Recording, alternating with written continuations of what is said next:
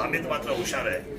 अमितने मामाच्या कानावर घातलं, वरती पक्ष शिक्षणच्या कानावर घातलं, बबनरावच्या कानावर घातलं, सचिनजी आहेर साहेबांच्या कानावर घातलं, आदरणीय उद्धवजींच्या पण कानावर घातलं. त्यांनाही भेटून आले आणि त्यांनी त्या ठिकाणी सांगितलं की खुर्ची मिळते, सत्ता मिळते, तर स्थानिक ठिकाणी तुम्ही निर्णय घ्या, आमचं त्याच्यामध्ये काही अडचण नाही. आणि हा मुलगा अतिशय तरुण करता माझा कार्यकर्ता आहे. खूप वर्षापासून जुन्नर तालुका स्वयंसेवा सेवा संस्थेमध्ये मोफत सामुदायिक विवाह सोहळ्यामध्ये खूप आघाडीवर ह्या मुलाने काम केलेलं आहे. म्हणजे त्याने निवडणूक लढली मामाच्या बाजूने. पक्ष हा स्थानिक स्वराज्य संस्थेचा एक वेगळा विषय, पण निवडून आल्या तो माझ्याकडे आला, म्हटलं दादा उपसभापती पदाची संधी मिळत असेल तर मी शिवसेनेचा भगवा पडकेल आणि मला उपसभापती पद दिलं तर मी जनतेची सेवा करेन. जनतेच्या सेवासाठी त्याने येणेरगावच्या मोठ्या गावच्या सरपंच पदावर काम केलेलं आहे.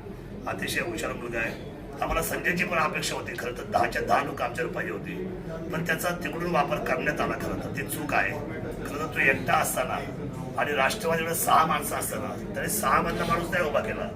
त्याने एक माणूस का दिला तर हे सतत ह्या लोकांचं जे राजकारण ना, हे नेहमी कन्स्ट्रक्टिव्ह राजकारण नाही, डिस्ट्रक्टिव्ह माइंडचं राजकारण ते लोक करतात आणि ते घातक आहे, ते त्यांना सुद्धा घातक आहे. त्यामुळे मला असं वाटतं की संजयने आज उद्या पुन्हा माझ्याशी भेट घेतली तर आमची नैसर्गिक होती, तर आम्ही त्यांना बरोबर करून काम करू, आमची काही अडचण नाही. प्रश्न असा आहे, आम्ही विचारलं ही सूत्र कशी जुळून आणली, कारण की हे उद्धव ठाकरे गटाचे आहेत.